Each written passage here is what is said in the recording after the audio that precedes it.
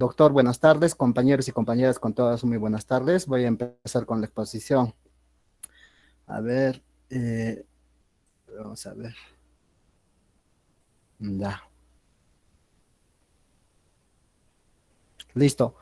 A mí me ha tocado el tema sobre el Streptococcus pneumoniae, que es causante de la neumonía, ¿no? Voy a empezar con la exposición. Si no se escucha, por favor, me avisan, porque mi internet está fallando, por favor. Ya, voy a empezar. El Streptococcus pneumoniae es conocido también como neumococo. Es reconocido desde hace mucho tiempo como una causa de colonización asintomática y como principal causante de neumonía. Además, la causa más frecuente de infección respiratoria grave en todo el mundo. Eso debemos considerar. También son, ¿no? Vamos a decir, también debemos considerar que los antimicrobianos y las vacunas han reducido sustancialmente la incidencia de la mortalidad y la infección neumocócica. Ya, el Streptococcus pneumoniae es la causa principal de neumonía bacteriana en niños menores de 5 años y en ancianos, ¿no? Voy a continuar. Respecto vamos a hacer una pequeña descripción respecto a esta bacteria. El Streptococcus pneumoniae fue aislado de forma independiente por Louis Pasteur y George Steinberg. Fue en una época, ¿no?, en la que la microbiología dio un paso agigantado a finales de 1800 e inicios de 1900, en los cuales se encontraron muchísimas bacterias, ¿no? Y esto es importante ya que es un hito en la historia de la medicina, ¿no? Eh, el Streptococcus pneumoniae es un coco gram positivo de tipo encapsulado, con forma ovalada o de lanceta dispuestos en parejas que forman diplococos o en cadenas cortas. Su principal distribución es en cadenas cortas, no tanto en parejas, pero generalmente el Streptococcus pneumoniae está en cadenas cortas, a diferencia, por ejemplo, del Staphylococcus aureus, ¿no? Que estas se presentan en forma ramificada, o en todo caso la gonorrea, que siempre está en diplococo, ¿no? También debemos ver que el Streptococcus pneumoniae va a ser fermentador de carbohidratos, es decir, su metabolismo va a depender de carbohidratos, ¿ya? Las células más viejas aparecen como gran negativos debido a su decoloración, y esto se da por la pérdida de proteínas en la pared que van a aparentar ser gran negativos, pero no sabemos que ya estas bacterias son gran positivos, solo es de apariencia nada más. Remontando un poquito de historia, a la Streptococcus pneumoniae se lo conoce pues como neumococo, ¿no? A un inicio, en 1926, por su apariencia en la tinción de Gram del esputo, se le llamó Diplococcus pneumoniae. Luego ya en 1974 se le llamó Streptococcus pneumoniae por la morfología durante el crecimiento en medio líquido, ¿no? Voy a continuar, a ver, continuando con la exposición, a ver. Eh, Haciendo la descripción, también vamos a ver que el Streptococcus pneumoniae va a crecer con dificultad en medios con concentraciones elevadas de glucosa debido a que el ácido láctico alcanza valores tóxicos en estas preparaciones. Esta bacteria carece de actividad catalasa, al igual que toda la familia de Streptococcus, a no ser que se le proporcione una fuente exógena de catalasa, como la sangre, por ejemplo, y que esta bacteria puede utilizar esta catalasa en sangre como método de degradación, aunque la acumulación de peróxido de hidrógeno inhibe su crecimiento, como sucede en el agar de chocolate, ¿ya? Las colonias crecen en medios complementados con productos sanguíneos, aparecen zonas de alfa hemólisis cuando se incuban, es decir, en una bacteria alfa hemolítica, en una atmósfera aerobia, debido a la producción de neumolicina, ¿ya? O en zonas de beta hemólisis cuando crecen en condiciones anaerobias. Acá, por ejemplo, vemos una imagen al lado, ¿no? Hay una imagen, vamos a ver, ¿no?, donde se puede observar los neumococos creciendo en agar de sangre, que exhibe hemólisis alfa y sensibilidad a la optiquina. Y el pequeño recuadro que está más arribita, se podemos observar la tinción de Gram, que muestra claramente los diplococos Gram positivos, ¿no? A ver, voy a seguir. A ver, siguiente diapositiva, ya estamos. A ver. Eh, Continuando con la descripción, vamos a ver también que las colonias de Streptococcus pneumoniae son cepas encapsuladas, suelen ser grandes, redondas y mucoides, y estas colonias de cepas no encapsuladas también son más pequeñas y aplanadas. Y vamos a ver que las colonias de Streptococcus pneumoniae experimentan un proceso de autólisis, y con el paso del tiempo, va a hacer una destrucción o disolución de la porción central de la colonia que origina un aspecto más o menos de un agujero al medio, ¿no? En cuanto a su estructura, vamos a ver que el Streptococcus pneumoniae va a tener las cepas virulentas que recubren de una capa de polisacáridos, los cuales va a permitir la identificación de 97 serotipos del Streptococcus pneumoniae en función a de diferencias antigénicas en sus polisacáridos capsulares. La capa de peptidoglucano de la pared celular le confiere las características de coco gram positivo. Debemos considerar eso también. Eh, la pared celular de esta bacteria cuenta con un ácido teicoico que es hallado en dos formas. Una que es el polisacárido C, que cuando el ácido teicoico se expone sobre la superficie celular unido a la capa de peptidoglucano, el polisacárido C precipita una fracción de las globulinas séricas, ¿la? En presencia de calcio. Y también el antígeno F, cuando el ácido teicoico se halla unido de forma covalente a los lípidos de la membrana citoplasmática bacteriana. El ácido teicoico se asocia a residuos de fosfocolina, al igual, vamos a decir, la cual es única en la pared celular del Streptococcus pneumoniae y juega un papel importante y regulador en la hidrólisis de la misma. También debe existir, ¿no?, fosfocolina para que la autolisina neumocócica amidasa esté activa, o sea, durante la división celular. ¿Listo? A ver, siguiente. Ya está. Continuando con la exposición, ahora vamos a ver sobre la patogenia del Streptococcus pneumoniae, ¿no? Con respecto a la patogenia de esta bacteria, vamos a ver que coloniza a nivel de la bucofaringe, en los pulmones, en los senos paranasales y oído medio. Este se puede transportar por vía hematógena hacia el cerebro y provocar meningitis. La colonización inicial está mediada por la unión de las bacterias a las células epiteliales por medio de adhesinas de superficie. La producción de una proteasa de inmunoglobulina A secretora evita que la inmunoglobulina A atrape a las bacterias en la mucina al unirse a ellas en el sitio de unión de antígenos y en la mucina. A ver.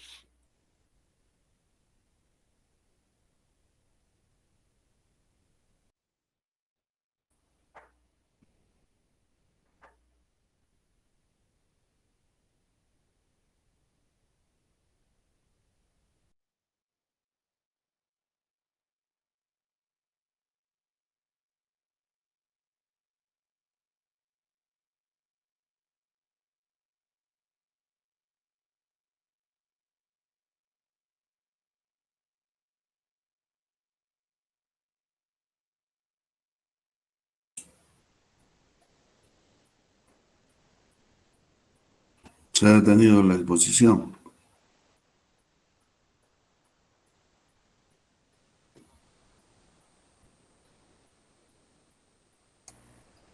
Mm, Sí, sí, doctor. Creo que la línea está fallando, doctor. ¿Cuál línea? De internet, doctor. ¿Pero cuál línea? Para acá no se bien de la línea. Siempre Movistar, doctor. Como siempre, No, Movistar. no, no, ninguno es eso. Es de cada quien eso, de cómo preparan sus clases. Doctor, un ratito más. Ya va a volver a ingresar el compañero. A ver. Sí, por favor, doctor, un ratito más.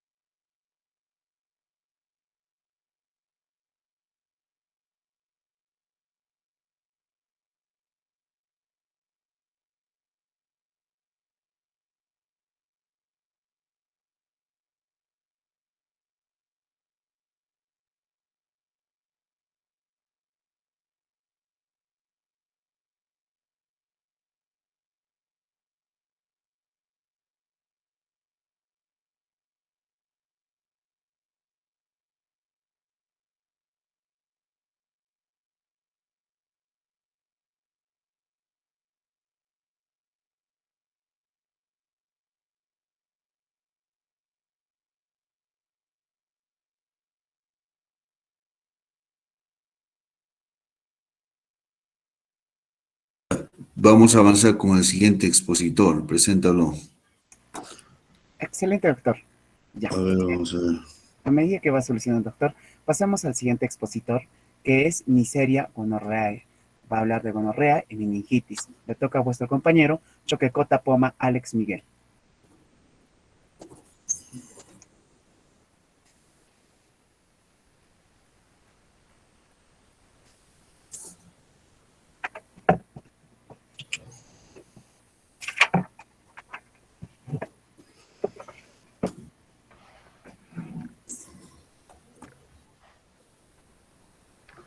Aló, doctor, ¿me Doctor. escuchan? Sí, sí, lo escuchamos. Doctor, soy Juan Carlos Chipana, doctor. Mi internet se ha ido, no sé si podría continuar, doctor. Después estamos con la otra exposición. Ya, doctor. Doctor, buenas tardes. Compañeros, buenas tardes. Vamos a presentar el tema de Neisseria gonorrhoeae, gonorrea y meningitis, que es el tema que nos ha encargado. Este tema de la Neisseria gonorrhoeae versus la Neisseria meningitis, ¿no? Siempre basándonos en la bibliografía base de nuestra cátedra, que es Mandel y Douglas Bennett, de las enfermedades infecciosas. ¿Listo? La Neisseria, las Neisserias, ¿no? Esta familia de Neisseriaceae, vamos a encontrar dentro de sus géneros a la Neisseria gonorrhoeae, a la Neisseria meningitidis, que básicamente van a ser patógenos exclusivos en el hombre, ¿no? No los vamos a encontrar en un otro lugar más que en el hombre. Por otro lado, tenemos a la Neisseria zika, a la Neisseria mucosa, que también son patógenos oportunistas, ¿no? Los gonococos y los meningococos son, ¿no?, homólogos hasta en un 70% de su ADN. Es por eso, por ahí la similitud clínica que vamos a encontrar en estas dos enfermedades. Se puede diferenciar algunas características específicas. En el caso de los meningococos, estos cocos básicamente van a estar en el aparato respiratorio superior, ¿sí? Poseen una cápsula de polisacáridos y algunas veces poseen un plásmido, ¿no?, que básicamente van a causar una meningitis, ¿no? Por otro lado, tenemos a los gonococos, que son infecciones genitales, ¿no? No poseen una cápsula de polisacáridos, sin embargo, la mayor parte van a contener un plásmido y van a causar lo que se llama la gonorrea, ¿no? Entonces, comencemos con la primera parte, que sería la Neisseria meningitidis, ¿no? En su definición nos dice que esta Neisseria meningitidis lo que va a causar es una fiebre cerebroespinal epidémica que ha sido descrita en el año de 1805.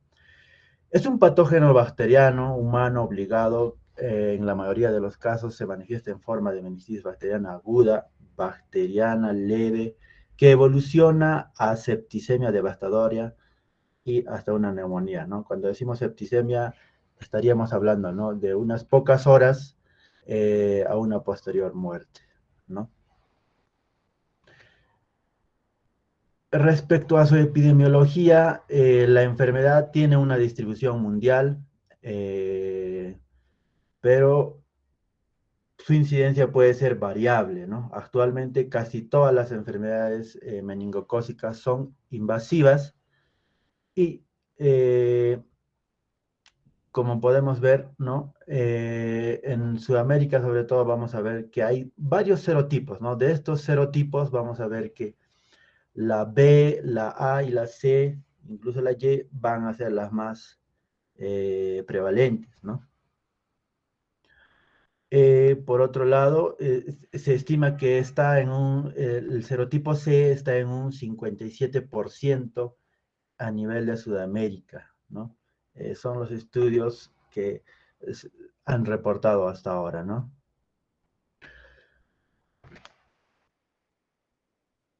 Pasemos a lo que viene a ser la microbiología y la patogenia de esta enfermedad. Hasta el momento se nos dice que se han reconocido por lo menos 13 serotipos. Está la A, la B, la C, la D, X, Y, Z, ¿no? Sucesivamente, ¿no? Entonces, esta Neisseria meningitidis es un diplococo de gran negativo, ¿no? Nos dan unas medidas ahí de 0,6 por 0,8, ¿no? Picómetro sería en este caso, ¿no? Se van a reproducir, o mejor dicho, van a necesitar un ambiente sólido, ¿no? Los meningococos crecen como colonias redondeadas, incoloras, grises, ¿no? No pigmentadas ni hemolíticas, de 1 a 5 milímetros de diámetro, ¿no? Y tienen factores de virulencia, ¿no? Que vamos a observar aquí.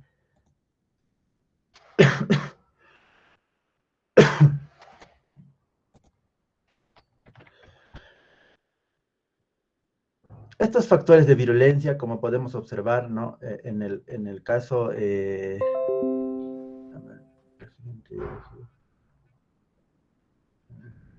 bueno, ya. En este caso, en los hombres, ¿no? Se va a adherir, ¿no? Por medio de estos polisacáridos que van a estar en su membrana, van a ser un medio, ¿no? Como el fosfolípido, las proteínas de membrana, van a ser, ¿no? Van a ser parte de los factores de virulencia por donde se van a adherir, ¿no? A las mucosas, ¿no? Ahora bien, las manifestaciones clínicas de la Neisseria, en este caso vamos a tener una especie de 2 etapas, 2 fases, ¿no? La fase de la meningocócica o meningocosemia, ¿no? Lo que va a aparecer, lo primero que vamos a ver es una fiebre de comienzo súbito, un malestar generalizado, ¿no? Debilidad, astenia, ¿no? Frialdad en las extremidades y una palidez cutánea. Vamos a ver que se observa, por ejemplo, en la imagen, eritemas, ¿no? En la fase de meningitis vamos a ver que hay una cefalea de comienzo súbito, ¿no? Fiebre, vómitos, mialgias, fotofobia, irritabilidad, ¿no? Sobre todo en niños, ¿no? Disminución de la capacidad de concentración, agitación, letargo, y los signos meningios clásicos que conocemos, ¿no? La rigidez del cuello, ¿no? Signos de Kerning y Brusinski, ¿no? Vamos a observar, ¿no? Cuando nosotros abordemos, en este caso, la columna cervical, ¿no? Hacer una punción lumbar, ¿no? Una turbidez en el líquido cefalorraquídeo, con o sin, puede ser, ¿no? La presencia de exantemas, ¿no? Ahora bien, su diagnóstico, ¿no? El diagnóstico básicamente definitivo de esta enfermedad invasiva se basa en el aislamiento bacteriológico, identificación del antígeno del ADN-A, ¿no? Es como podemos ver en la imagen, ¿no? El abordamiento de la médula espinal, ¿no? El líquido es sinovial, el líquido también podemos observar en el líquido sinovial, en el líquido pleural también se puede hacer, podemos obtener una muestra, ¿no? Para poder hacer medios de cultivo, ¿no? En nuestro medio, la forma más, digamos, accesiva para un diagnóstico sería, en este caso, hacer ¿cómo se llama un cultivo, ¿no?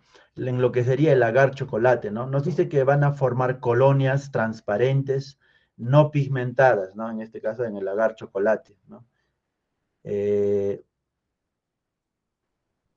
Su tratamiento va a consistir en la ceftriaxona en niños a mayores de 3 meses, 50 miligramos por kilo peso intravenosa cada 12 horas, y en adultos de 1 a 2 gramos intravenosa cada 12 horas, ¿no?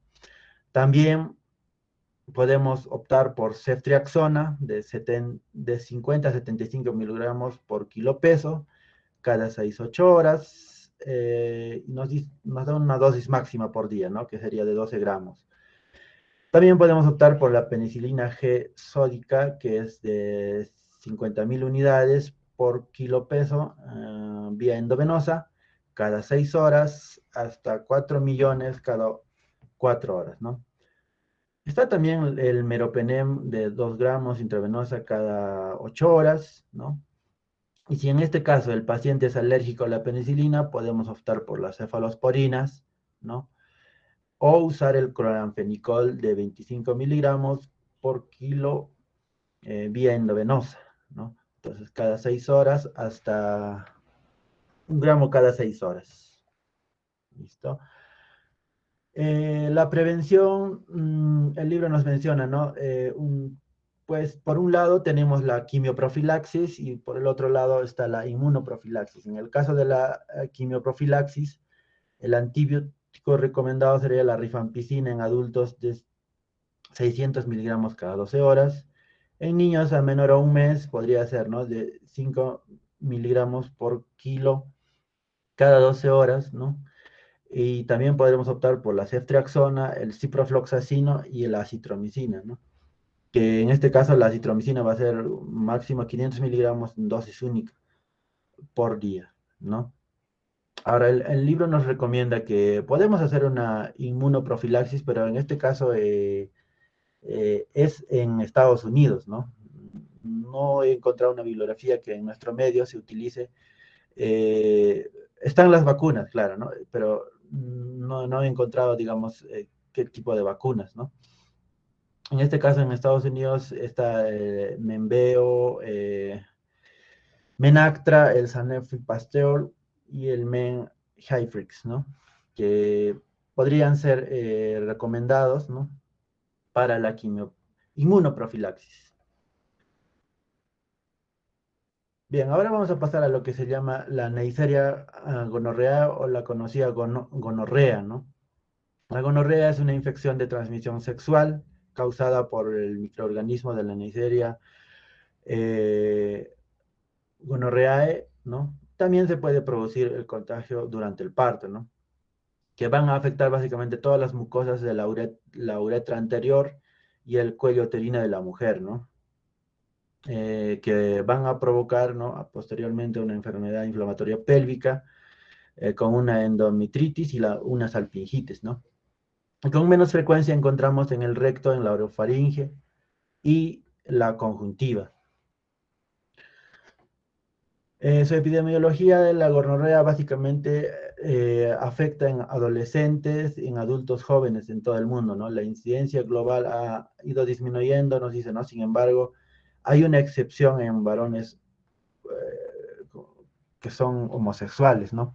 La mayoría de las infecciones cursan sin síntomas ni signos, ¿no? Por tanto, se recomienda realizar un cribado sistémico, ¿no? Esto en caso, por ejemplo, de prevención que posteriormente vamos a mencionar, y sobre todo en las mujeres, ¿no? Todas las mujeres, sobre todo en edad sexual activa. La infección materna no tratada puede dar lugar a una oftalmia neonatal, ¿no? Que se llama una conjuntivitis en recién nacido, que podría evitarse a través de la profilaxis neonatal. Aquí, por ejemplo, observamos, ¿no? Las estadísticas en hombres entre 25 a 34 años, ¿no? Incluso desde los 20 años hasta los 34 años, ¿no?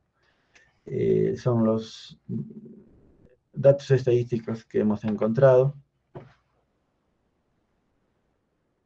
En el caso de su microbiología, nos dice que no forman esporas, crecen en parejas, carecen de flagelos, ¿no? Y sin embargo pueden presentar pilis de tipo 4, ¿no?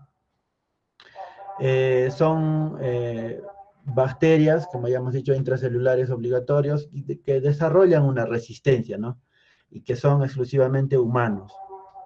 En el caso de los hombres, por ejemplo, ¿no? Hay lo que se llama la asialoglucoproteína, ¿no? Que va a ser uno de los factores por los que se va a unir en las mucosas, ¿no? Y por el otro lado, está en las mujeres el complemento C3b, que se va a unir covalentemente a los lipo, ¿no es cierto? Bueno, ahora lo mencionamos. Aquí, por ejemplo, observamos en la membrana, ¿no? De las bacterias, aquí está, ¿no? Los lipopolisacáridos, bueno, que van a ser, ¿no? Un medio por el que se van a unir. En el caso de las mujeres, vamos a encontrar, ¿no? Aquí unido a esta misma proteína, ¿no? Junto con el complemento, que va a ser a través de la vía alternativa del complemento, ¿no? Por la que se van a unir, ¿no? Y se van a adherir. Ahora bien, las manifestaciones clínicas, va a haber una uretritis aguda, ¿no? Que es la manifestación predominante en el caso de la gonorrea en varones, ¿no? Que es una uretritis anterior, ¿no? El periodo de incubación puede ser de 2 a 5 días, pero varía desde 1 a 10 días o más, ¿no? Lo que vamos a observar, por ejemplo, es un exudado uretral, ¿no? Con disuria, y al principio el exudado puede ser blanco, hasta nos dice que puede ser amarillento, y puede ser escaso y mucoide, pero al cabo de unos días va a ser francamente purulento, ¿no? También podemos observar faringitis. Las complicaciones son raras, nos dicen, ¿no? Pero sin embargo vamos a encontrar, por ejemplo, lo que se llama las epididimitis aguda, ¿no? Esto se va a complicar sobre todo con la presencia de la clamidia trachomatis, ¿no? También podemos observar una linfangitis peniana, una prostatitis.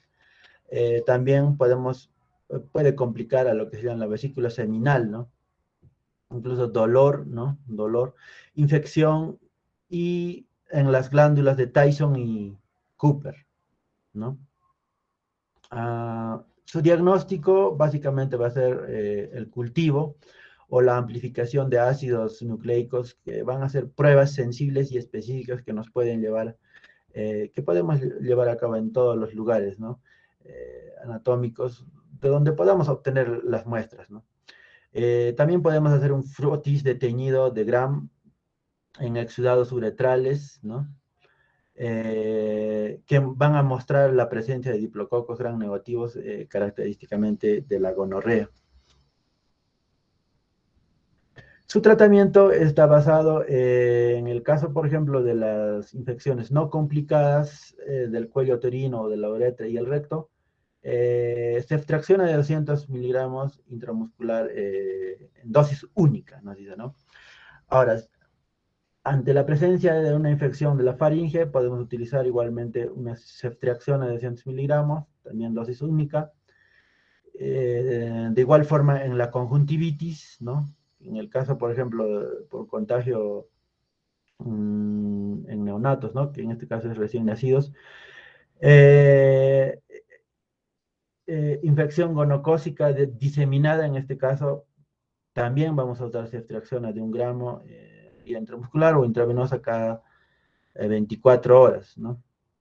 Que tras una mejoría en cambio por tratamiento oral nos dice, ¿no? Hasta completar 1 semana de antibiótico-terapia en total, ¿no? También podemos utilizar, ahí nos dice, ¿no? Cefixima. En el caso, por ejemplo, de meningitis o endocarditis, igualmente vamos a utilizar ceftriaxona, ¿no? Pero mayor a 2 semanas, en este caso de la endocarditis. Conjuntivitis de recién nacido, no superar a 125 miligramos por día. Pacientes hospitalizados, en este caso con enfermedad inflamatoria pélvica, ¿no? Nos dan 2 pautas. En la pauta A podemos usar, ¿no? la cefotetán, que nos dice, ¿no? 2 gramos intravenosa cada 12 horas, ¿no? O también podemos utilizar doxiciclina de 100 miligramos intravenosa cada 12 horas, ¿no? Podemos continuar con ambos fármacos durante 24 horas tras una mejoría podemos seguir con la doxiciclina, ¿no? Con la doxiciclina 2 veces al día, ¿no? Cada 12 horas en este caso, completando un total de 14 días el tratamiento total. La pauta B en este caso sería la clindamicina, ¿no? Utilizar clindamicina de 900 miligramos intravenosa cada 8 horas. Gentamicina, por ejemplo, de 2 miligramos por peso intravenosa cada 8 horas, ¿no? Podemos continuar con ambos fármacos y, sin embargo, podemos continuar con solo clindamicina, ¿no? 4 veces al día hasta completar unos 14 días de tratamiento total. En pacientes ambulatorios, nos dice, ¿no?, la bibliografía, cefoxitina, en este caso, que es dosis única de 2 miligramos intramuscular. Podemos adicionar la probenecid o la ceftriaxona, en este caso, ¿no?, que van a ser cefalosporinas de tercera generación, como la ceftizoxima y la cefatoxima, ¿no? También podemos adherirle doxiciclina y metronidazol 2 veces al día por 14 días cada uno, ¿no? Su prevención, básicamente, como hemos mencionado anteriormente, van a ser estrategias de salud pública, como los cribados en mujeres en sexual activa, ¿no? Y están los preservativos y los microvicidas, que en este caso no he encontrado alguno. Sin embargo, nos dice que podemos administrar antibióticos sistémicos inmediatamente después o a una exposición sexual, ¿no?, que puede reducir un riesgo de gonorrea. Eso es todo, doctor. Gracias. Bien, bueno, vamos a hacer una pregunta, un par de preguntas al expositor y luego, a ver, vamos a desarrollar también un feedback ya de estos dos cuadros muy importantes de la atención intrahospitalaria. Y el primero, ¿no?, es la meningitis. El meningococo, como se ha descrito, ¿no?, entonces, es el que afecta al sistema nervioso central, ¿ya? Entonces, para que llegue al cerebro, ¿qué mecanismo debe seguir? A ver, al expositor Alex Miguel, a ver. Una vía, ¿cómo se dice esto?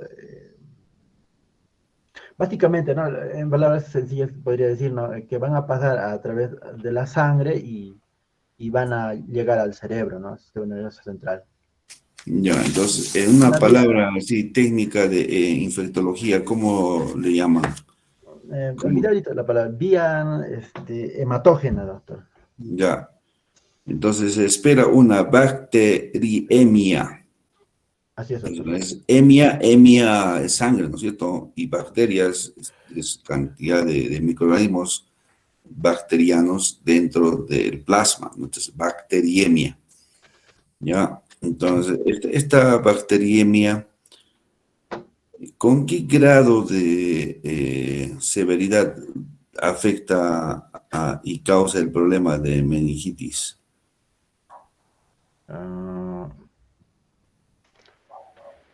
Va a ser casi de inmediato, ¿no? Una vez que pase a la vía hematógena, va a ocasionar una septicemia y va a ser casi de inmediato, ¿no? Puede ser de primer grado en este caso. Ya.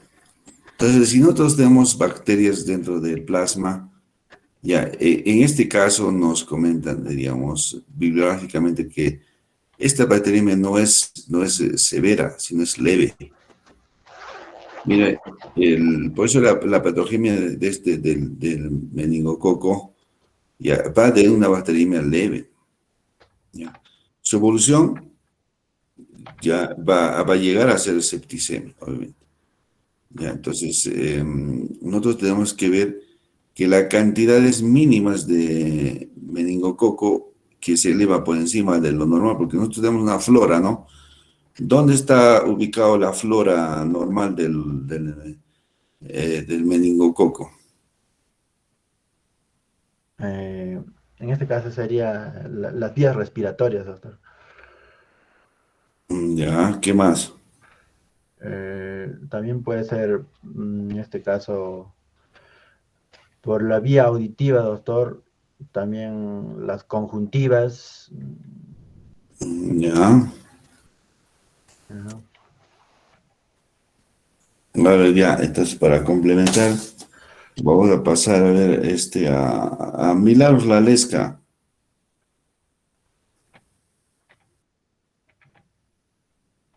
Milagros Celio.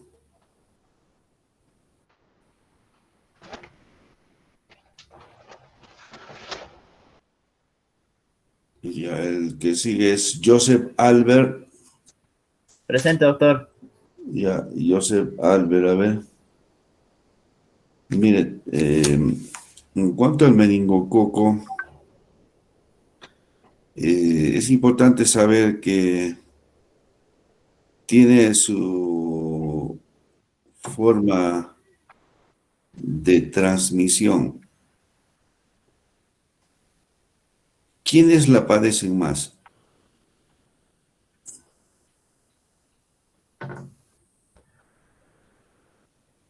¿Afecta a todos los grupos etarios o hay preferencia del grupo etario? ¿Qué dice? De acuerdo a la exposición.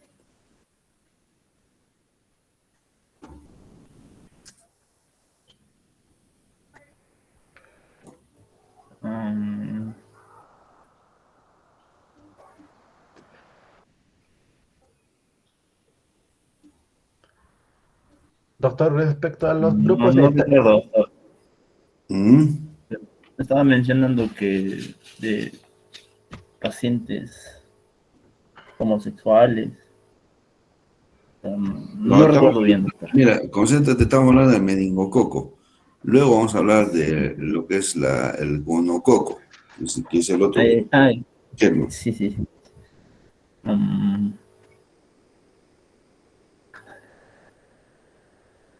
mm, A ver, ¿qué sabe el otro compañero? Anthony.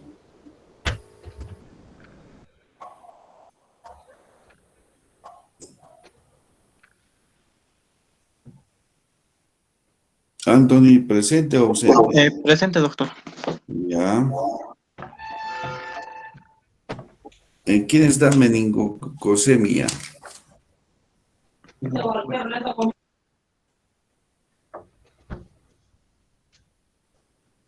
A ver, ¿en quiénes da meningocosemia? ¿Podría ser, doctor, en personas inmunodeficientes? Ya, pero ahora, inmunodeficientes, ¿qué alteración inmunológica tienen?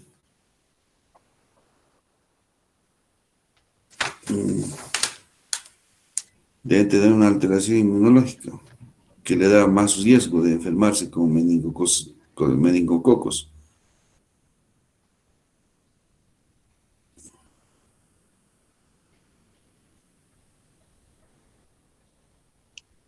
Sí, doctor, podría ser también subyacente a otra enfermedad como por haberse contagiado por VIH-Sida. Ya, pero vamos a ver, el último es Richard Simmons, ¿está?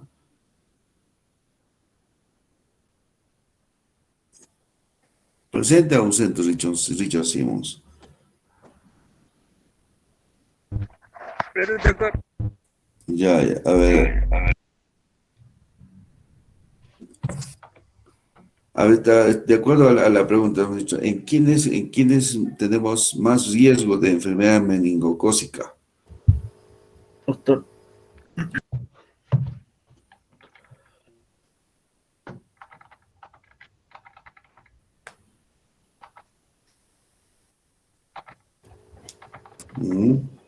Doctor, ¿me escucha?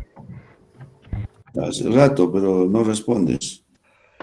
Ya, César Neltons. Presente, doctor. Ya, a ver, ¿tú sabes? De niños menores a 5 años, doctor. pero ya hemos pasado eso del grupo etario. Puede ser indiferente, ¿ya? Pero ahorita estamos viendo en la población que va a aparecer más la enfermedad meningocócica. Ya, entonces ustedes tienen que revisar, a ver, como Sharon Michelle, a ver qué sabe.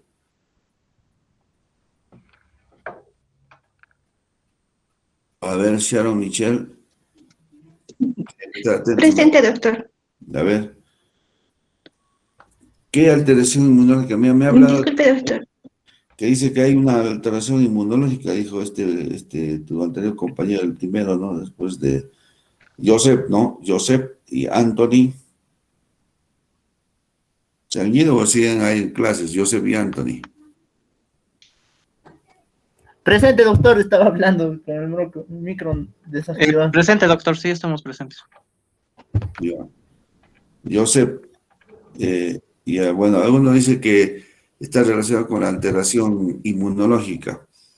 Ya, Sharon, ¿qué alteración inmunológica?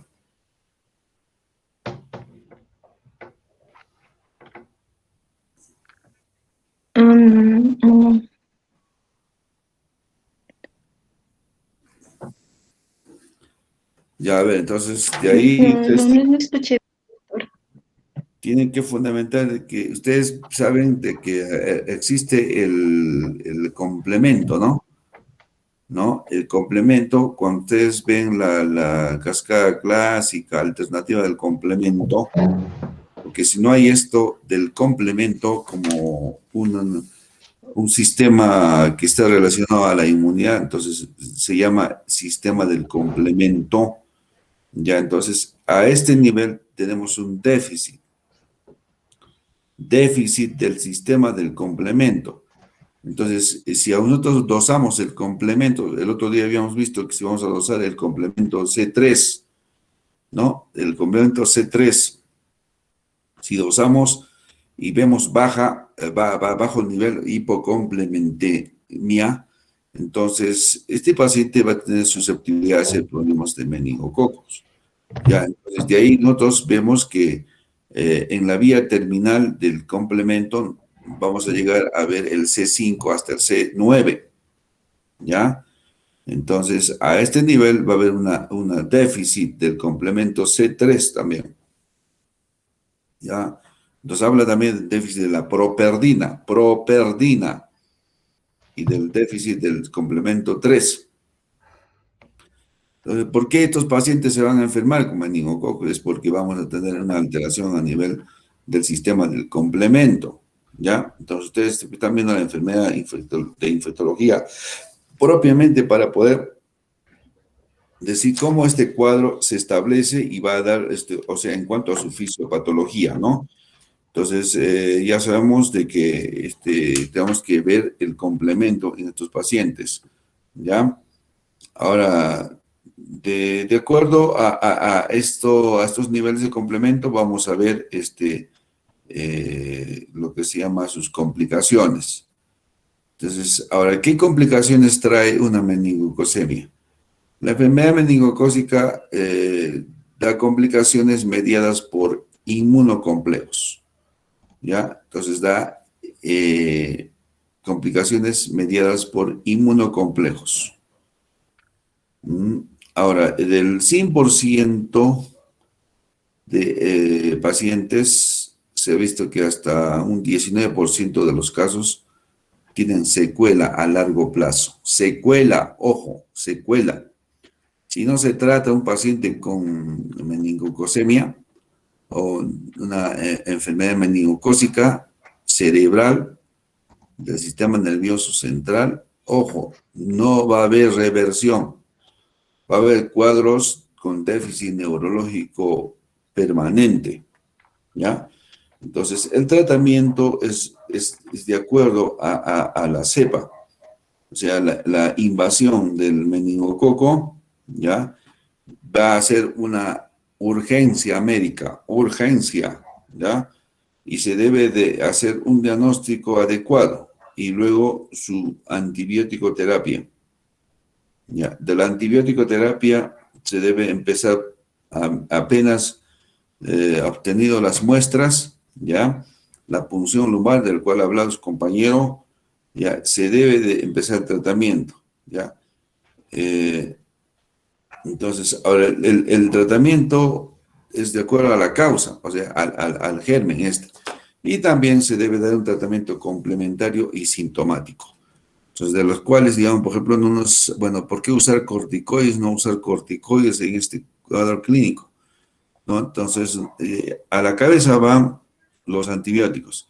Nos ha hablado de que tenemos que empezar con ceftriaxona o, digamos, cefotaxima. También podemos empezar con penicilina G sódica, pero altas dosis, como 4 millones cada 4 horas. Ya si tienen ustedes en su medio de primer nivel, ustedes usen la penicilina y inmediatamente el paciente va a estar tratado, ¿no? Y si ya está en un nivel 3 o 2, ahí meropenen, también ya 2 gramos intravenosos cada 8 horas. Ya, entonces esto se tiene que evolucionar el paciente de acuerdo a los déficits neurológicos que tenga. ¿Ya? Entonces, por ahí hemos visto que también asocian cloranfenicol en los niños. Cloranfenicol. Entonces, van junto con lo que se ve pacientes que reaccionan de manera como hipersensibilidad a las penicilinas o cefalosporinas. El cloranfenicol es una terapia alternativa. Ya, entonces, a esto ustedes tienen que ver si le damos o no corticoides. Tenemos que darle corticoides. Los corticoides ayudan a mejorar esto de la barrera hematoencefálica y puede pasar en buenas cantidades el antibiótico a la sangre, ¿ya?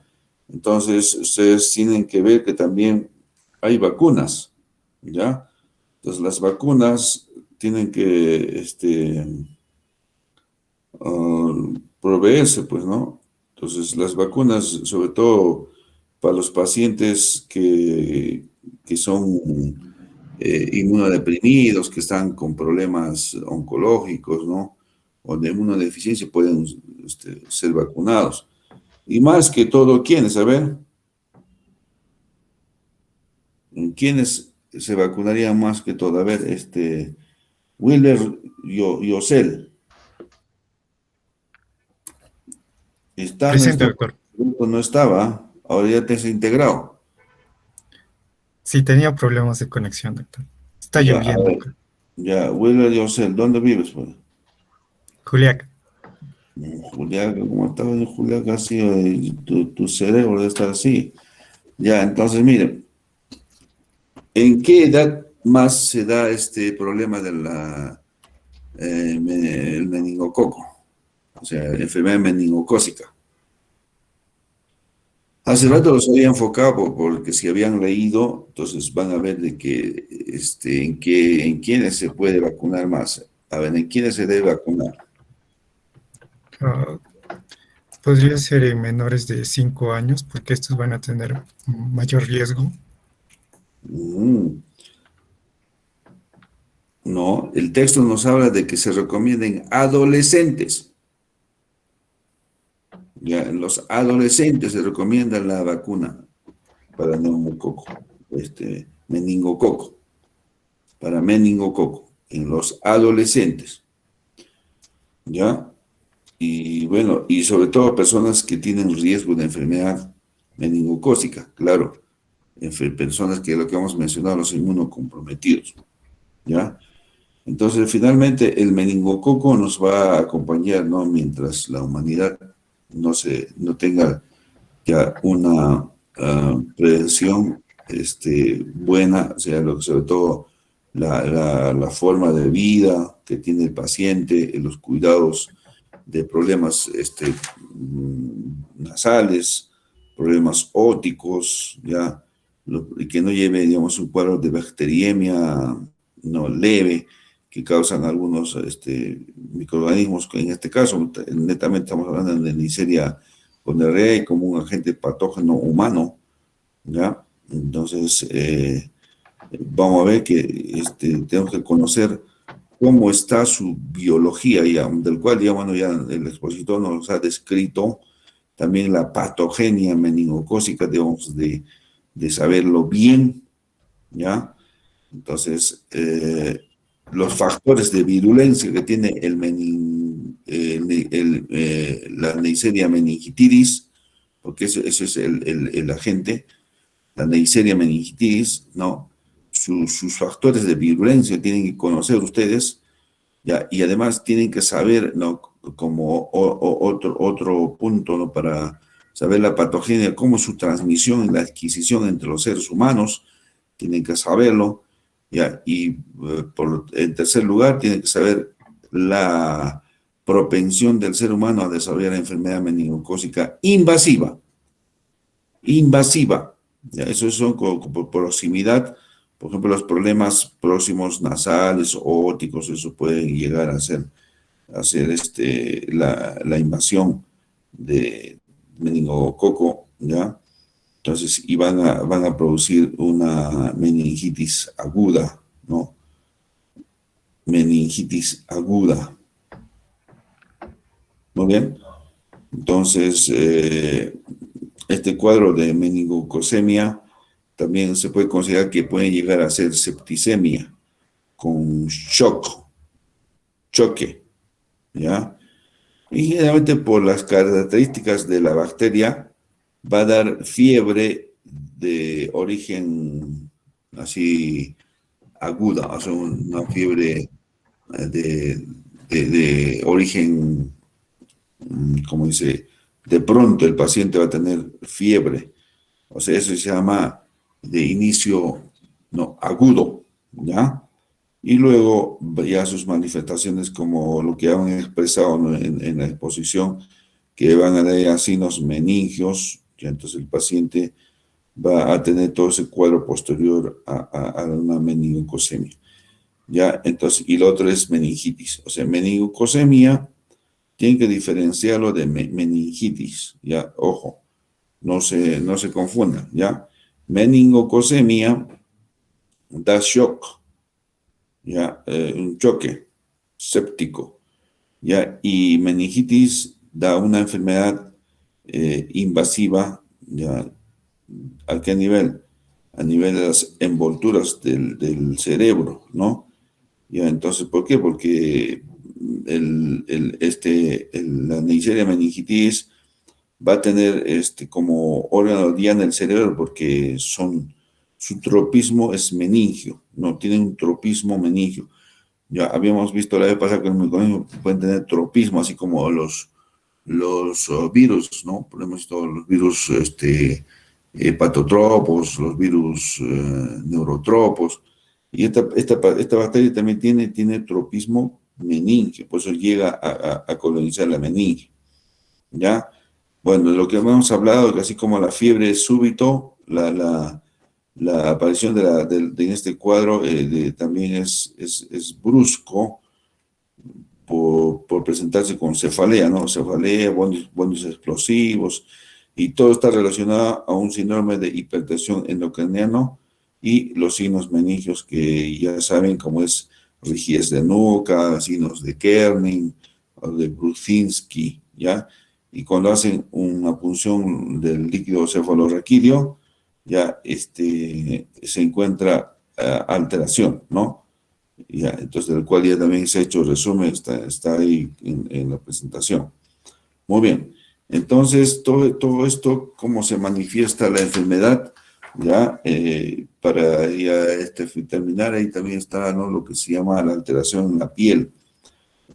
Pueden causar exantemas, ¿no? Entonces, pueden tener exantema el paciente cuando se invade la piel y tiene lesiones cutáneas, ¿no?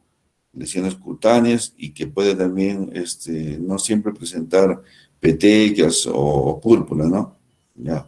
Pero sí, la lesión cutánea se ve en un problema de meningitis o meningococemia, ¿ya? Muy bien, entonces, ahora la Neisseria gonorrea ya es un problema de enfermedad de transmisión sexual. Claro que también el tratamiento ya se ha establecido con lo que se puede usar penicilina, se puede usar cefalosporinas, pero su compañera estaba hablando de que van a usar qué cosa, clindamicina. ¿Cómo es eso que están usando clindamicina? A ver, Alex.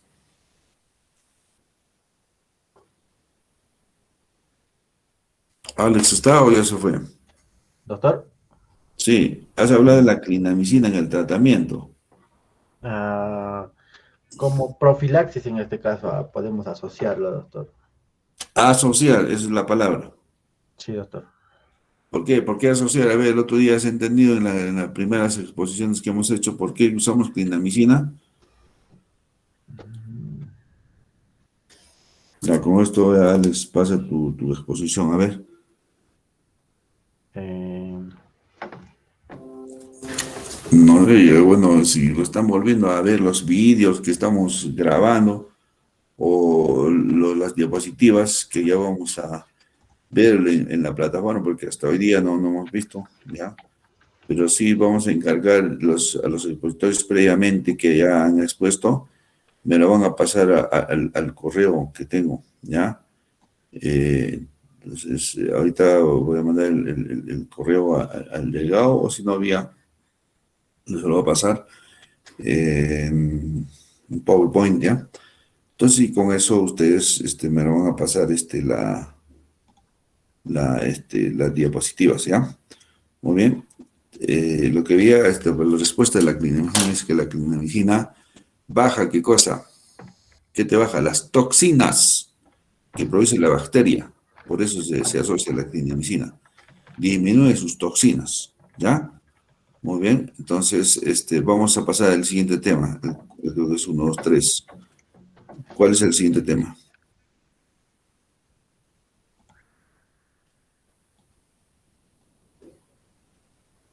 Bueno, gracias, doctor. Sí, sí. Ya, el siguiente tema es, doctor, antes, el compañero que faltaba exponer, ¿va a exponer al último o ahora puede continuarlo, doctor? Vamos a seguir. Al Ya, final hablamos. ya, doctor. Gracias. No, la Bueno, grabación se corta. el siguiente expositor es difteria. El expositor es Alex Dario Cuchipo Barcea, mi persona, doctor. Voy a... Ya, pero ya, entra, de poner. Bien.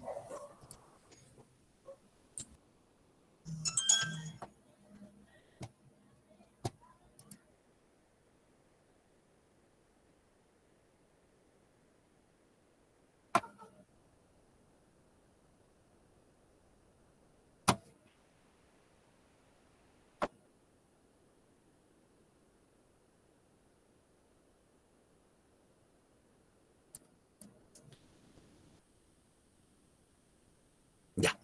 Bueno, doctor, buenas tardes, compañeros, buenas tardes. Continuando con la exposición, ahora hablaremos sobre difteria.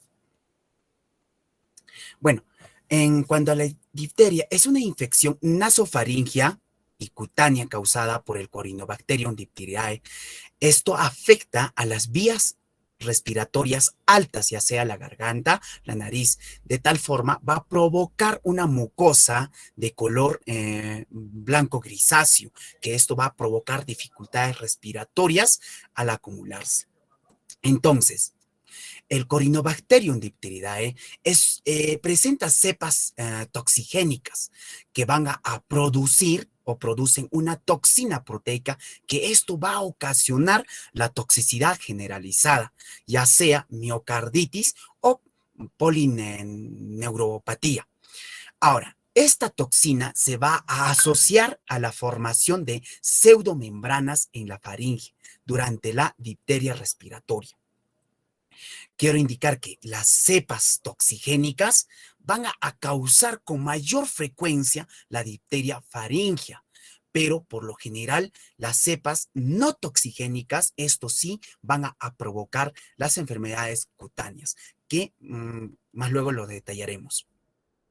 Ahora, en cuanto a su etiología, bueno, un poco retrocediendo a lo pasado, Klebs lo identificó por primera vez en el microscopio en el año 1883. En un año más tarde, Lower lo aisló el cultivo puro en el laboratorio de Robert Kuhn. Ahora, la bacteria ¿no? tiene una apariencia basilar característica que va a tener una forma de mazo. Por lo general, esto va a crear cúmulos, se crea cúmulos de línea paralelas o empalizadas, más conocidas como caracteres chinos. También quiero indicarles de que el reservorio de la Corynebacterium dipteridae va a ser el hombre, es el único reservorio, pero a diferencia del Corynebacterium ulcerans y también el Corynebacterium pseudotuberculosis, se les ha encontrado en ganados bovino como reservorio.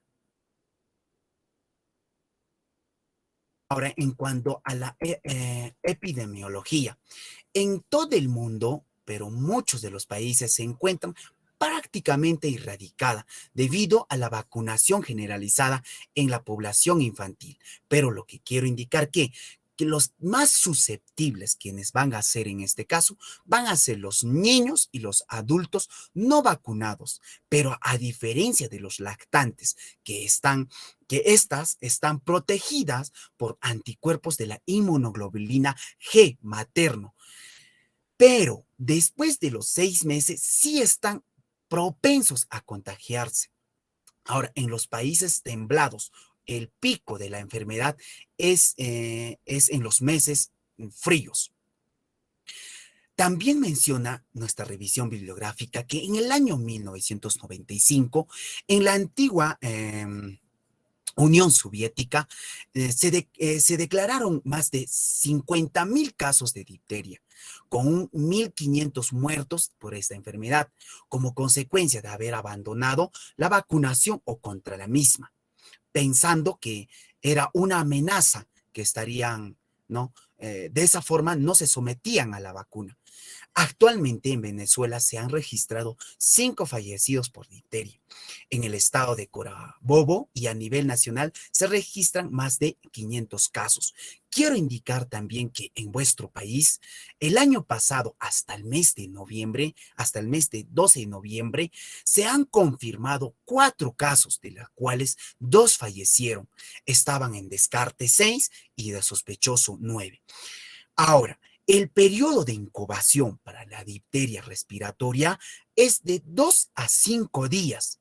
Eso menciona nuestro libro Harrison, pero nuestro libro Mandel menciona que son de 2 a 7 días o más. Sin embargo, la enfermedad puede iniciarse hasta 10 días después de la exposición. El modo de transmisión.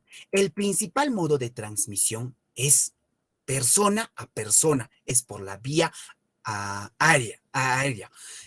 También menciona que es por gotículas, mediante el contacto físico estrecho con el enfermo o con el portador asintomático.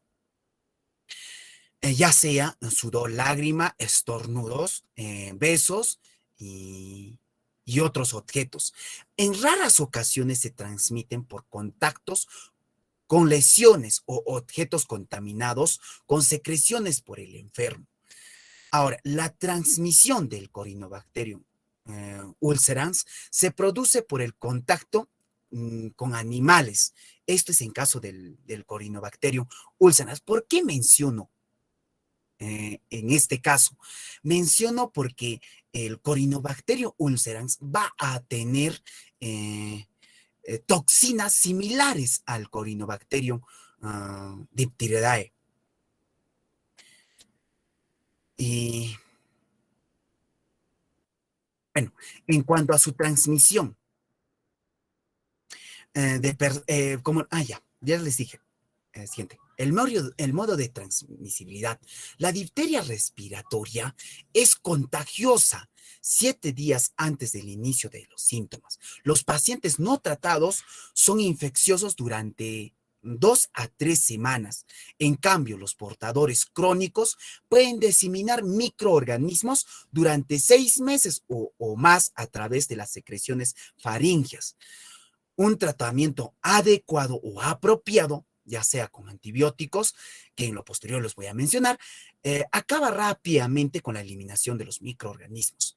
El periodo de incubación generalmente dura de 2 a 7 días, aunque puede ser más largo según vuestro libro de referencia. En cuanto a la patogenia, la difteria se origina por la penetración del Corynebacterium por la nariz, en la boca, donde los bacilos se acantonan en la mucosa y pueden infectar otras mucosas, como ya sea el ocular y lo genital. Los bacilos no son capaces de invadir la piel integral, solo por lesiones o continuidad por haber adquirido la bacteria o la infección. El microorganismo suele quedarse en las capas superficiales de las lesiones, induciendo así una inflamación local. Por lo tanto, la virulencia del organismo reside en la capacidad de producir la potente exotoxina polipeptídica. Este inhibe la síntesis proteica y causa necrosis tisular local. Bueno, a medida que la producción de la toxina va aumentando, crea un denso coágulo necrótico de microorganismos, células epiteliales, fibrinas, leucocitos y eritrocitos. Estos se convierten en una pseudomembrana adherente que va a ser de color gris marrón con aspecto de cuero. De ahí proviene el término de diptera, que significa cuero, de una raíz griega. Ahora también puede ocasionar un parálisis en el paladar y la hipofaringe. Es un efecto local temprano de la toxina diptérica. La absorción de la toxina puede dar lugar a manifestaciones sistémicas, ya sea como necrosis de los túbulos renales, trombocitopenia, miocardiopatías y la desmielinización. Y de tal forma puede causar parálisis, si en caso hay una lesión neurológica. En cuanto a la clínica que presentará el paciente va a depender, uno, de la localización de la infección, ya puede ser nasal, faringea o puede ser laringea, y su estado inmunitario y el grado de difusión de la toxina diptérica. Por eso hay formas de presentación que se le da la difteria respiratoria, difteria cutánea y otras formas, ya sea el ocular y el genital. En cuanto a la difteria respiratoria, vamos a hablar ahí de lo nasal, faringea, amigdalar y laringea. Bueno, detallaremos. La difteria nasal, al inicio se va a observar rinorrea, va a haber congestión nasal y escasa sintomatología general. Y así progresivamente va a haber una secreción nasal y después va a pasar a ser una serosanguinolenta y finalmente mucopurulenta. Y así también va a provocar escoriación y lesión en la ala de la nariz y labio superior. A la inspección de la zona se va a evidenciar una membrana blanquecina de septo nasal. Esto va a tener un predominio en los lactantes. Bueno, en cuanto a la difteria faríngea y amigdalar, ¿no? Tiene un inicio insidioso, que es la forma más grave. Vamos a observar anorexia, fibrícula, también malestar general. A la exploración se va a observar una congestión faríngea y amigdalar. Tras de 24 y 48 horas va a aparecer una membrana que progresivamente va a aumentar su extensión en función al estado inmunitario. Esta membrana es adherente, como les había mencionado, va a ser de color blanco grisáceo, que va a recubrir obviamente la amígdala y la pared faríngea, con una posibilidad de extensores a la úvula y al paladar blando y invadiendo así de tal forma a la tráquea. Bueno, como podemos observar aquí, invadió todo la úvula y la bucofaringe y más arriba la nasofaringe. Y por este lado también vamos a observar como que ya llegó a la lesión laríngea, que en lo breve vamos a detallarlo. Bueno, es posible una reacción ganglionar regional de intensidad variable. En algunos casos se puede presentar edema en estructuras adyacentes, ya sea linfadenitis cervical profunda, ¿no?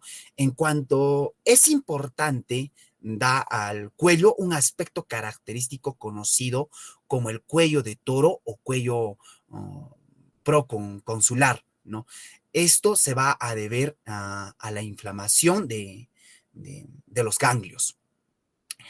El curso clínico de esta forma de difteria depende de la capacidad toxigénica de la Corynebacterium difteridae y la extensión de la membrana. En las formas leves, la membrana desaparece de 7 a 10 días y es seguida por su recuperación. Ahora, en cuanto a la laringe, es el resultado de la extensión, obviamente cuando ya toda la faringe se completó por esta pseudomembrana que va a generar una infección a nivel de la laringe. Esto se manifiesta por tos seca, estribor, rinorrea y disfonía. Si esto evoluciona hasta que llegue a una obstrucción completa de la laringe, por lo tanto, el diagnóstico se manifiesta con signos de dificultad respiratoria y tiraje. En los casos graves, la membrana puede progresar y así invadiendo el árbol traqueobronquial. En cuanto a la difteria cutánea, bueno, es una infección no progresiva, ¿no? No progresiva y también se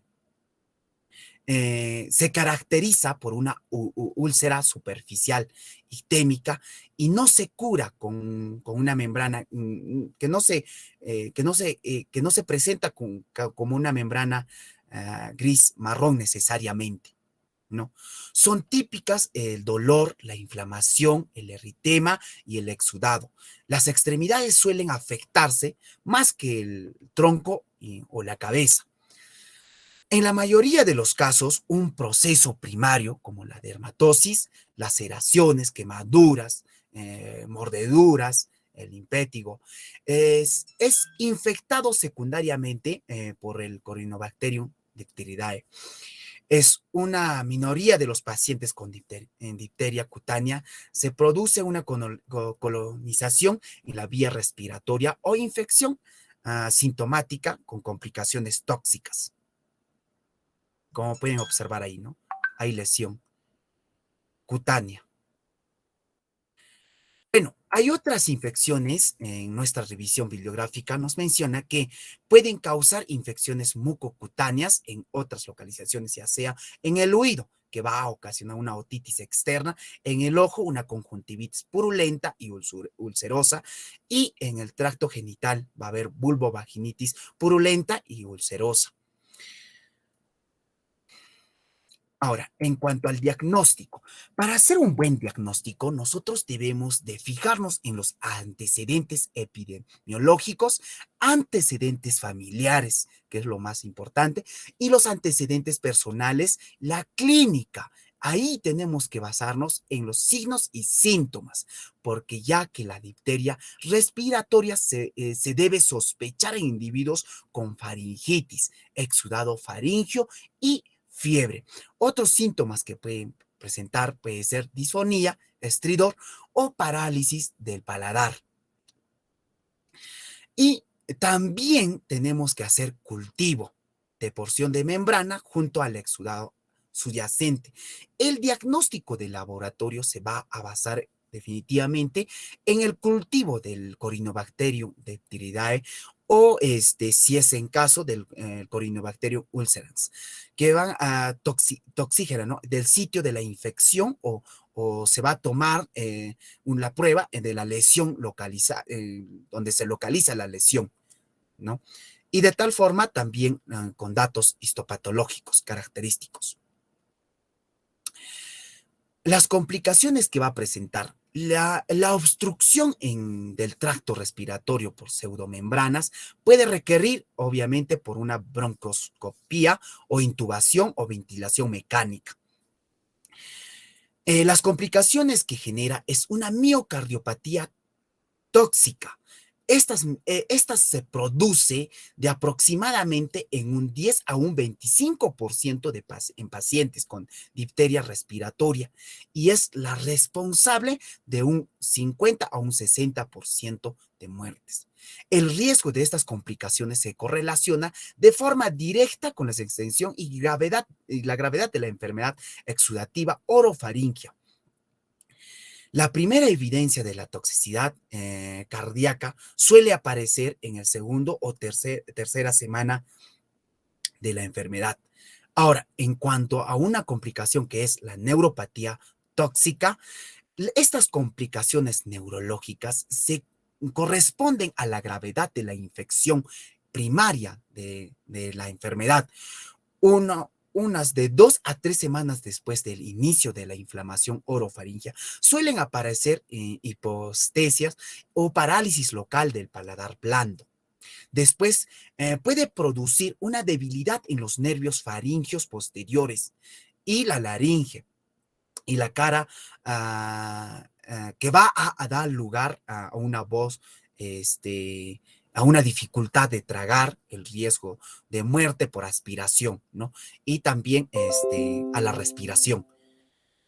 Las neuropatías craneales se originan de forma característica la quinta semana y estos van a provocar un parálisis oculomotor y ciliar y estos pueden provocar estrabismo, visión borrosa, dificultad para la acomodación. En cuanto al tratamiento, bueno, el tratamiento de elección, que es obviamente la antitoxina diptérica. ¿Por qué? Porque esta es una piedra angular, se dice, del tratamiento y se debe administrar en base al diagnóstico clínico. Entonces, se administra en una sola dosis empírica de 20.000 a 120.000 unidades según el grado de toxicidad y localización y el tamaño de la membrana y la duración de la enfermedad. Debe considerarse que la presencia de la linfadenitis cervical difusa sugiere que ha existido una absorción de la toxina. El éxito del tratamiento en un caso sospechoso de difteria dependerá de la administración rápida de la antitoxina diptérica. Ahora, en cuanto a los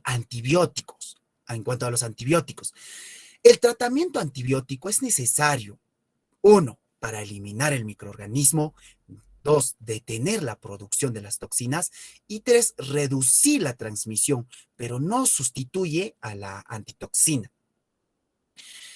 El tratamiento antibiótico se mantendrá, ojo con esto, 14 días. ¿Por qué?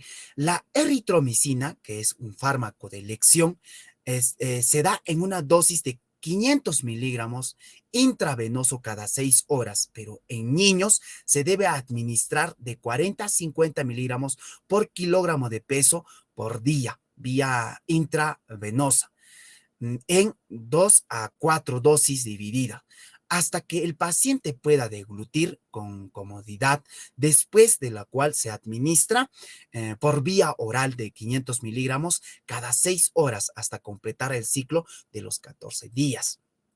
Bueno, en cuanto a la penicilina, también se recomienda la penicilina G-cristalini, que es acuosa de 100.000 a 150.000 unidades por kilogramo por día, dividida en tomas de 6 horas, intravenoso o intramuscular. En cuanto a la penicilina procaínica, también se le recomienda esto en dosis de 600.000 unidades. Para niños es de 12.500 a 25.000 unidades por kilogramos. Ahora, en cuanto esto se va a dar por vía intramuscular cada 12 horas hasta que el paciente pueda deglutir con comodidad, después de la cual se administra ya la penicilina 5 oral en dosis de 125 a 250 miligramos cada 6 horas hasta completar el ciclo de los 14 días.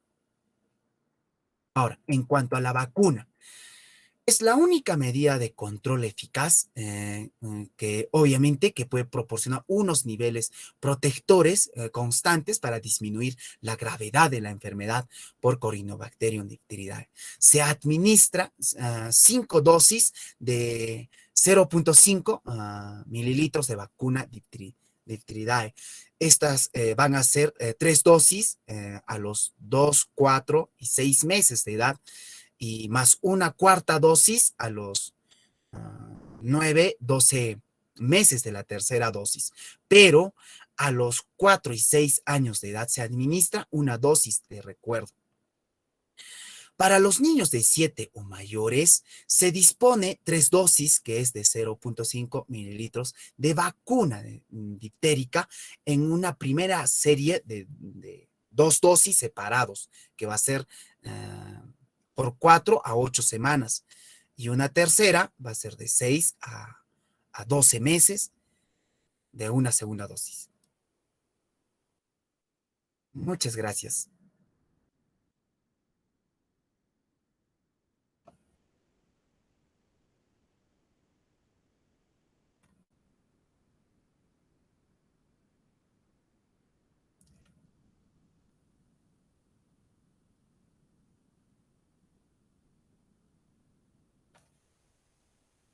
Muchas gracias, doctor.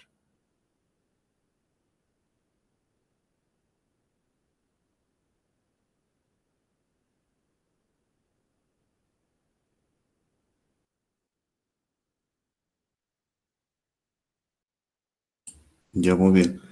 Entonces, este tema del Corynebacterium diphtheriae, bueno, en la antigüedad afectaba a los niños, ¿no? Entonces, ahora ya ¿hay prevención o no hay prevención? ¿Qué dices? Sí, sí, doctor. Sí, ya hasta... ¿Cómo se previene? ¿Cómo se previene? Mediante la vacuna, doctor. Toxoide, ¿está bien? Sí. Uh-huh. El La toxoide. antitoxina diftérica. Claro, va combinada pues, con otras vacunas más. Este es como va dentro de un cuadro del programa de vacunación en la infancia. ¿Ya? Está bien. Ahora el otro expositor, a ver. Ya. El cuarto tema. Es Wilson, a ver. Sí. Doctor, sería tétanos, es por el compañero Escarcena Canaza Wilson Abel, doctor. Ya, a ver, entre.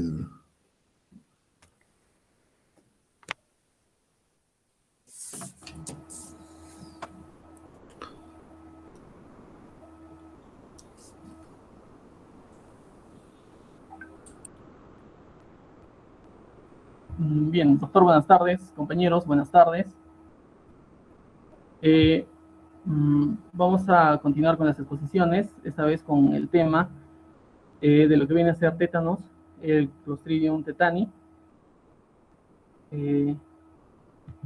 Bien, el tétanos, perdón, ahí, es una enfermedad ya muy conocida desde la antigüedad.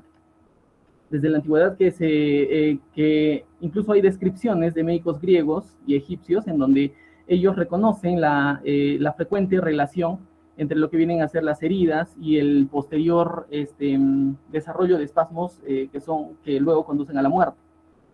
El concepto que le da el libro Mandel al tema a la enfermedad de tétanos nos dice que es una enfermedad del sistema nervioso central caracterizada por espasmos tónicos persistentes con exacerbaciones breves y violentas. O el espasmo casi siempre empieza en los músculos del cuello y la mandíbula, lo que provoca el cierre mandibular que lleva el nombre de trismo y afecta en mayor intensidad lo que vienen a ser los músculos del tronco en relación a los músculos de las extremidades. Para lo que viene a ser el tétanos, la vacuna contra la toxina del tétanos se produjo por primera vez en 1924 y se usó ampliamente por primera vez entre los soldados durante la Segunda Guerra Mundial. Actualmente, pues, la vacuna pentavalente es la que protege la que nos protege contra la difteria, el tétanos, la tosferina, el Haemophilus influenzae, la influenza y la hepatitis B, ¿no?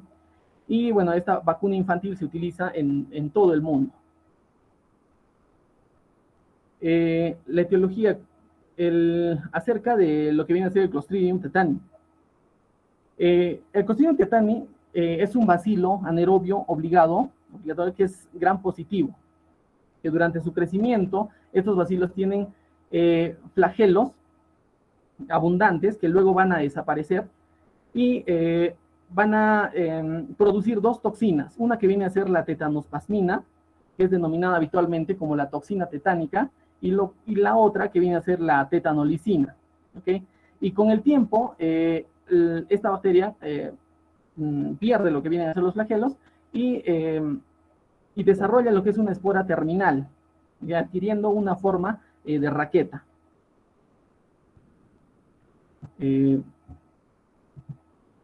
Bien. El Clostridium tetani es parte de lo que viene a ser el género de los gram positivos, anaerobios, obligados, que está bien conocido por lo que viene a ser su capacidad de producir toxinas.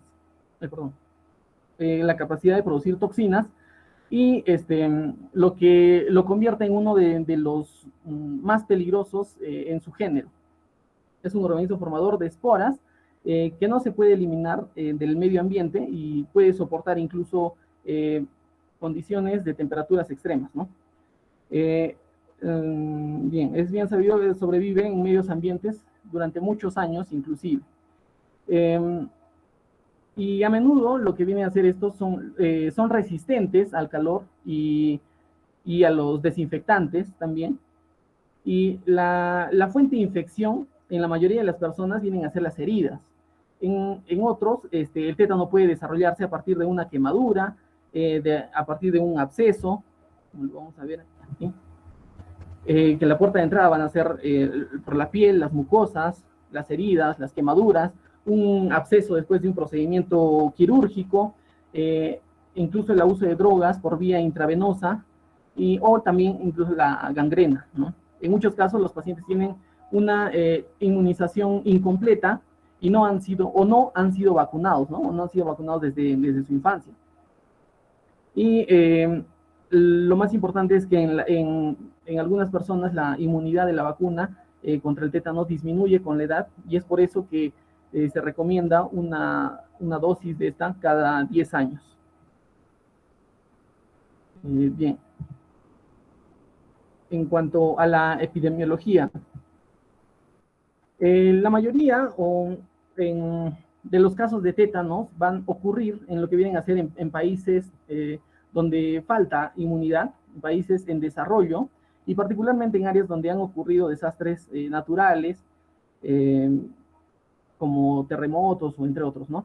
Y las esporas de Clostridium tetani presentan o están presentes en el medio ambiente independientemente de la ubicación geográfica. Las esporas residen en el suelo y pueden ingresar a través de una abertura, de una herida, de un absceso en la piel.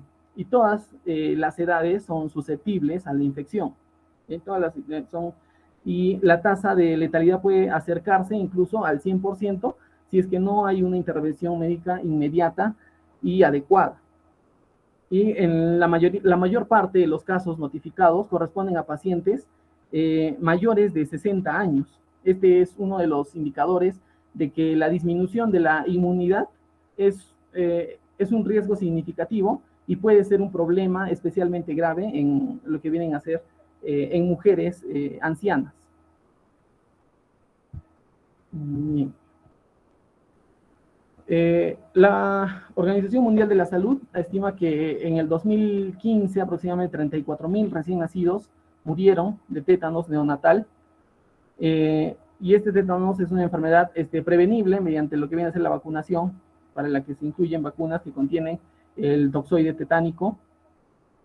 Y los grupos de edad con mayor riesgo son los niños y los ancianos debido a una inmunidad reducida.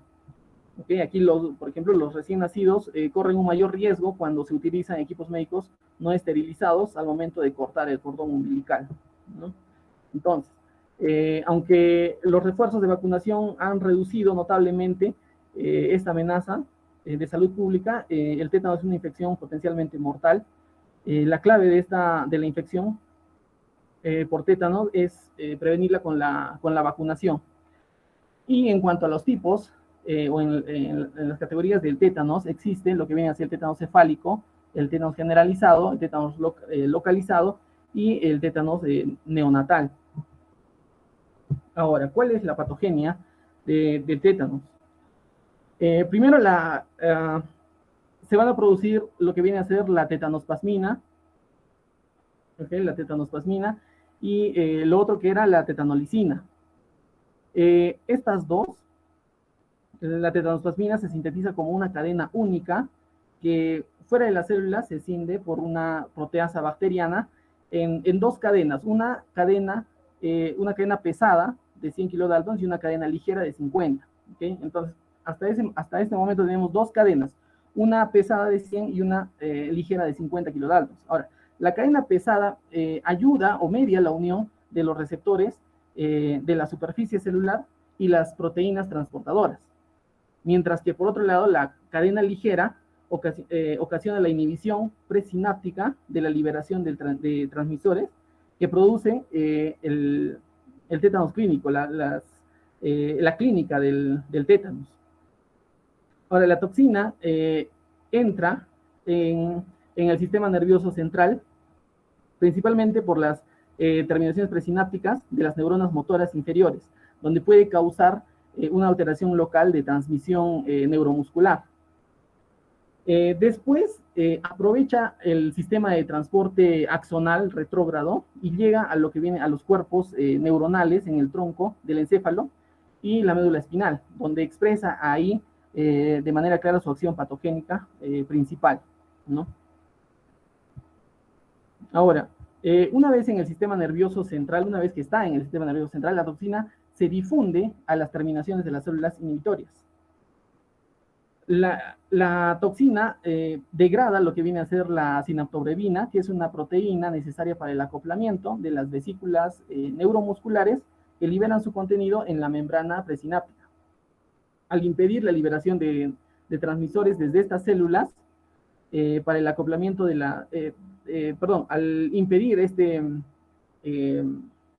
esta liberación de transiciones desde estas células, la tetanospasmina deja sin inhibición a las neuronas motoras, y esto produce una rigidez muscular al aumentar la tasa de disparo de reposo de las neuronas motoras, y también va a causar lo que viene a ser espasmos al no limitar la respuesta refleja a los espasmos, a los estímulos aferentes. Entonces, en resumen, esta parte, dado que el Clostridium tetani es un anaerobio obligado, una herida o la herida del tejido anaeróbico proporciona un entorno ideal para la replicación y para el crecimiento del Clostridium tetani. Después de una extensa replicación bacteriana en el sitio de la herida, se produce una expresión de los genes que codifican a las dos toxinas, a la tetanospasmina y a la tetanolicina. La tetanospasmina se capta en los terminales nerviosos del sistema nervioso periférico y puede interferir con la liberación vesicular de la acetilcolina en la unión neuromuscular.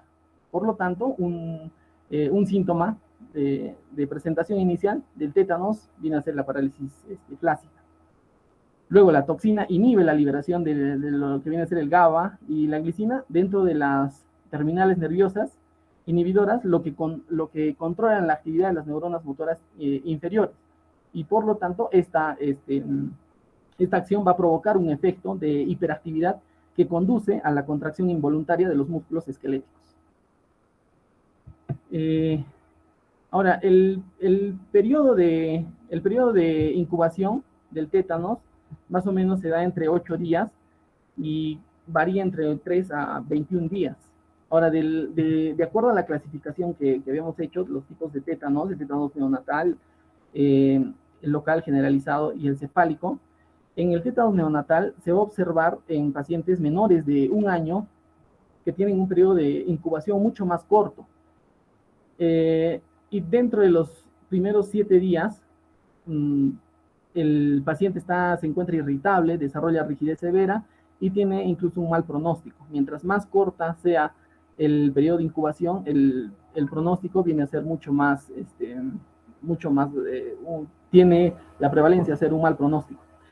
El tétano neonatal sigue siendo una de las principales causas, en este caso de muerte, en los países en desarrollo, y esto a menudo se debe a una sección no esterilizada del cordón umbilical después del parto, además de la falta de vacunación materna, ¿no?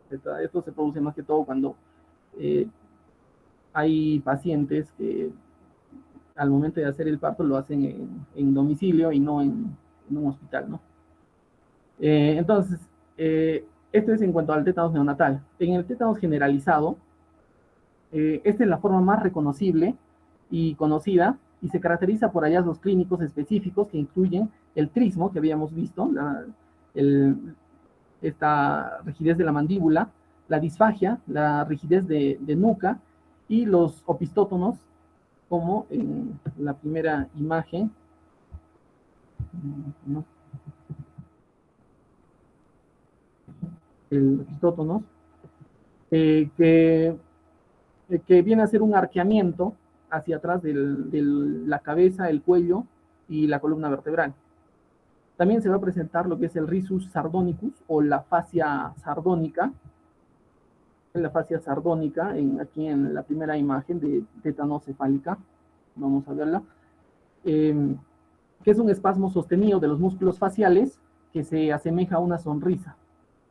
¿Okay? Y también vamos a encontrar la rigidez sistemática y contracciones tónicas. Los pacientes también que pueden o van a experimentar un compromiso de las vías respiratorias, y esto viene a ser la causa principal tal vez de la muerte de un paciente, van a afectar las vías respiratorias, que se presenta como una disnea y finalmente una obstrucción de las vías respiratorias, ¿no? Y el paciente a menudo desarrolla un dolor insoportable debido a estas contracciones que pueden incluso llevar a la rotura de tendones o fracturas. La presentación clínica del tétanos a veces puede tener una fase temprana que incluye síntomas de hiperactividad autónoma, como irritabilidad, inquietud, sudoración o taquicardia. En cuanto al tétanos local, es muy raro encontrarlo y se presenta con contracciones musculares en solo una zona específica del cuerpo. Y el tétanos cefálico es una forma de tétanos local que puede presentarse como una disfagia, un trismo y neuropatías craneales focales, y a veces confundirse con un accidente cerebrovascular, ¿no? Estos también vienen a ser raros, son patologías raras y puede ocurrir después de una infección de oído o incluso un traumatismo craneal.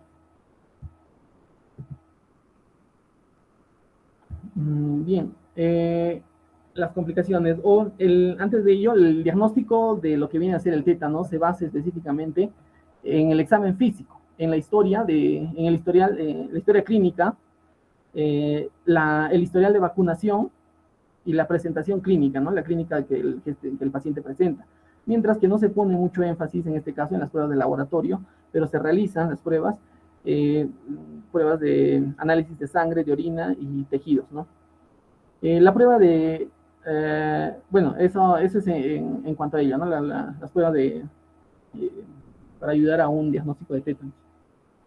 En las complicaciones vamos a ver que están, como habíamos mencionado, el paro respiratorio en un tétanos generalizado, una obstrucción de las vías aéreas, que nos puede llevar incluso a fracturas, arritmias cardíacas, hipertensión, una lesión hipóxica, un hilio paralítico incluso, una parálisis de los nervios craneales, las contracturas y la hipotonía permanente, que viene a ser un síntoma que la mayoría de pacientes presentan después de haber padecido una infección por tétanos. El diagnóstico diferencial podemos mencionar o podemos confundir la enfermedad de tétanos con una encefalitis, con una meningitis, con unas distonías inducidas por fármacos, por hemorragias intracraneales, encefalías hepáticas, síndrome neuroléptico maligno inclusive. Y el tratamiento es lo principal es la toxina para, para revertir todo ello, lo más importante es la inmunoglobulina antitetánica humana, que se debe de administrar lo más pronto posible, que se sepa el diagnóstico de tétanos, y en una dosis de 500 unidades. También debemos de sedar al paciente, y para ello las benzodiazepinas son el tratamiento sintomático principal del tétanos. El midazolam intravenoso de 5 a 15 miligramos por hora, y esto debe por vía intravenosa, ¿no? Y bueno, la toxina del tétanos se va a unir irreversiblemente al tejido, por lo que el foco de neutralización, o donde vamos a tener que trabajar, es en la toxina libre. Y para la herida, una terapia antimicrobiana, generalmente se administra durante 7 a 10 días, ¿no? De 7 a 10 días. Bien, el pronóstico después de lo que viene a ser después de padecer una infección por tétanos depende del tiempo, hasta los síntomas o del periodo de incubación, ¿no? Yo mencioné que mientras más corto es el periodo de incubación, es mucho más, es más probable tener un mal pronóstico. En general, aquí como les dije, un CORT suele indicar una enfermedad grave, ¿no? Factores de pronóstico negativo que incluyen un periodo de incubación menor de 48, adicionalmente a narcóticos tétanos, ¿no? Las que no tanto la toxina tetánica, para este caso, en el tratamiento también vamos a tener que administrarla, o se administra en la vacunación con el DTP a los 2, 4, 6 meses, luego entre los 12 y 18 meses, y luego entre los 4 y 6 años de edad, ¿no? Y por último, entre los 11 y 12 años de edad, y posteriormente se debe de seguir aplicando esta cada 10 años por el riesgo de una disminución de esta protección de la vacuna, que va a disminuir con la edad, ¿no? Con la edad del paciente. Y eso es todo, doctor. Bien. Bueno, el tétanos, así como el anterior tema, bueno, son prevenibles por vacuna. Ya, entonces está dentro de lo que se llama el programa de vacunación contra el tétanos. Ya cuando no son niños, o sea, los adultos que pueden padecer la punción con objetos donde se puede encontrar el tétanos, ¿no? Eso como los objetos metálicos, ¿no? Que están expuestos a la intemperie y que van a estar colonizados por el Clostridium tetani y que pueden dar enfermedad posterior después de producido las heridas con estos objetos contaminados, ¿no? Y hay lo otro que ya se hablaba del tétano neonatal, ya, y también las otras formas de tipos clínicos de la afección por el Clostridium tetani. Pero lo que debemos saber es que la alteración del sistema nervioso está causada por su toxina. La tetanospasmina es la toxina. Bueno, si son bacterias que producen toxinas, entonces son dos las toxinas. La primera que hemos mencionado y otra que es la tetanolicina, ¿no? Estas dos toxinas son las que van a causar las manifestaciones clínicas. Ya, ahora nos habla de tratamiento, bueno, sobre todo es sedación del paciente, muy bien. Y antiguamente el cefotetán se podía dar, ¿no? Pero bueno, esto ha ido cambiando en el tiempo, que ahora ya se usa inmunoglobulinas antitetánica humana, ¿no? Para poder revertir el cuadro, pero se tiene que ser muy breve, ¿no? El diagnóstico, porque a veces el cuadro avanza y el paciente ya complicado viene con cuadros neurológicos y que puede, digamos, fallecer, ¿ya? Ahora el tema que está pendiente, a ver, que ya está por acá Doctor, ¿puedo continuar? Sí. Juan Carlos, a ver. Sí, doctor. Ya entra, entra. ¿Me escuchan, compañeros? Sí, Sí. Ya. Primeramente pedirles las disculpas del caso por la lluvia y también se ha cortado la luz y se ha cortado la exposición. Voy a continuar en todo caso con la exposición. Estábamos hablando, compañeros, del Streptococcus pneumoniae, que es el primer causante de las neumonías. Nos habíamos quedado en... ¿Se escucha, no? Sí, sí, sí. Adelante, adelante. Gracias, doctor. Sí. Entonces, ya habíamos hecho la descripción. A ver, hemos hablado ya de la descripción de Streptococcus. La estructura también ya lo habíamos dicho. Nos hemos quedado acá, sobre la patogenia, ¿no? Que causa el Streptococcus pneumoniae. Vamos a decir con respecto a la patogenia, el Streptococcus pneumoniae es un patógeno humano que coloniza la zona de la bucofaringe, los pulmones, los senos paranasales y oído medio, y puede transportarse por vía hematógena hacia el cerebro y provocar meningitis. La colonización inicial está mediada por la unión de las bacterias a las células epiteliales por medio de adhesinas de superficie. Y la producción de una proteasa de inmunoglobulina A secretora evita que la inmunoglobulina A atrape a las bacterias en la mucina al unirse a ellas en el sitio de unión de antígenos y a la mucina. Continuando con la exposición, en cuanto a la patogenia, la neumolicina citotoxina, similar a la estreptolicina o del Streptococcus pyogenes, se une al colesterol de la membrana celular del organismo anfitrión y crea poros, lo que permite la destrucción de células del epitelio ciliado y de las células fagocíticas. Activa la ruta clásica del complemento con la formación, ¿no?, del C3A y del 5, del complemento 5A, que favorece la migración de leucocitos y la producción de interleucina 1 y del factor de necrosis tumoral alfa, provocando fiebre y daño tisular. Además, inhibe la actividad oxidativa fagocítica. El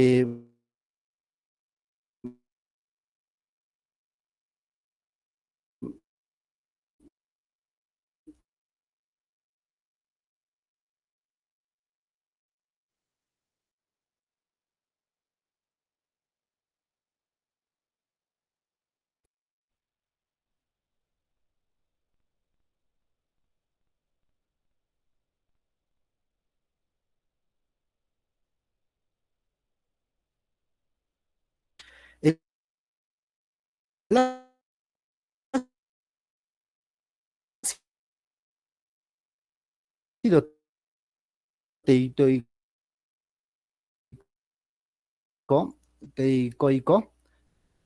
y los fragmentos de peptido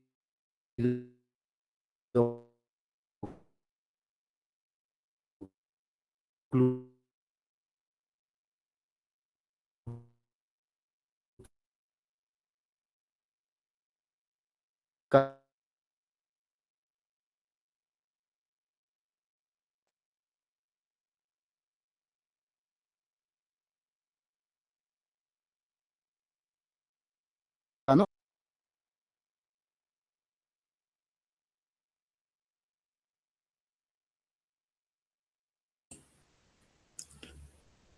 A ver, al delegado vamos a ver, ya después veremos esta exposición.